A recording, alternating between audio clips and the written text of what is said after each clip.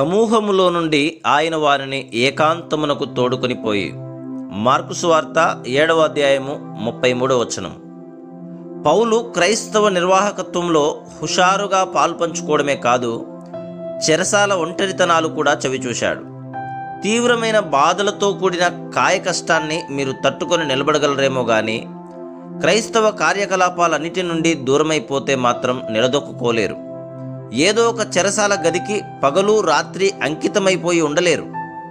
ఆకాశ పక్షి ఆగమేఘాల్లో ఎగురుతూ గంటల తరబడి రెక్కలాడించడంలో ఏమీ శ్రమపడదు కానీ, పంజరంలో రెక్కలు విదుల్చుకోవడానికైనా చోటు లేని బందికానాలో ఉంచితే అది కృషించిపోతుంది.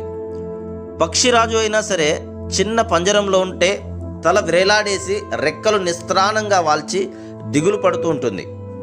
పని చేయకుండా అవరోధాలు వస్తే మనకు ఎంత నిస్సహాయత. చెరసాలలో పౌలు జీవితం అనే నాణానికి ఇది రెండో వైపు. పౌలు ఈ అనుభవాన్ని ఎలా చూపిస్తున్నాడో తెలుసా? తన చెరసాల గోడలపైగా, తన శత్రువుల తలలపైగా తన దృష్టిని సారిస్తున్నాడు. ఒక పత్రాన్ని రాసి దాని క్రింద హుందాగా తన సంతకం చేస్తున్నాడు.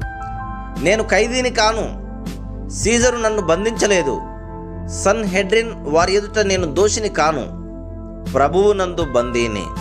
ఈ బంధకాల్లో దేవుని హస్తాన్నే అతడు చూశాడు. అతనికి చెరసాల ఒక రాజభవనం అయింది. దాని వరండాలు జయోత్సాహంతో కేరింతలతో నిండాయి. అతనికి తన ప్రియమైన మిషనరీ పని చేయకుండా అవరోధం కలిగింది. అయితే ఇప్పుడు ఒక క్రొత్త వేదికను అతడు సిద్ధం చేసుకున్నాడు. ఒక క్రొత్త సాక్ష్యం.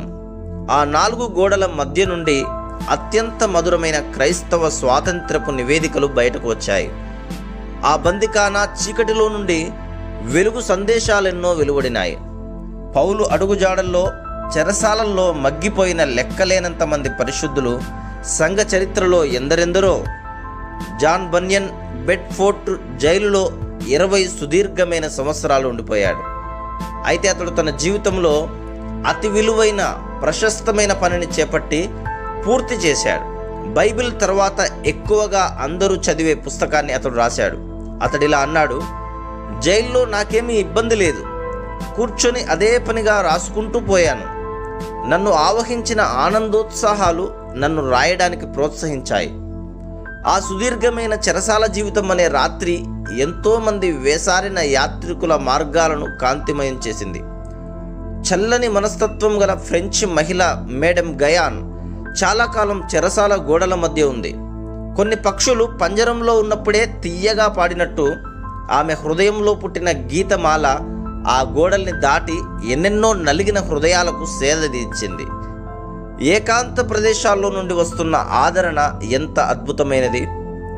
యేసుతో ఏకాంతంలోకి, ఆయన చేతిలో, ఆయన నీడలో కొంతసేపు విశ్రమిస్తూ, ఎడారిలో సాగిపోతూ, యేసుతో ఏకాంతంలోకి, చీకటి నిండిన ఒంటరితనంలో, మరే ఆదరణ లేని చోటికి మనోరంజకమైన ఆయన స్వరంతో, యేసుతో ఏకాంతంలోకి, ఆయనతో ఒంటరిగా ఆయన ప్రేమ వాక్కులు ఆలకిస్తూ, నీడల్లో నిశ్శబ్దాల్లో, యేసుతో ఏకాంతంలోకి, ఎడారిలోకి అయినా సరే ఆయన స్వరం వినడానికి, ముఖాముఖిగా ఆయన్ను చూడడానికి.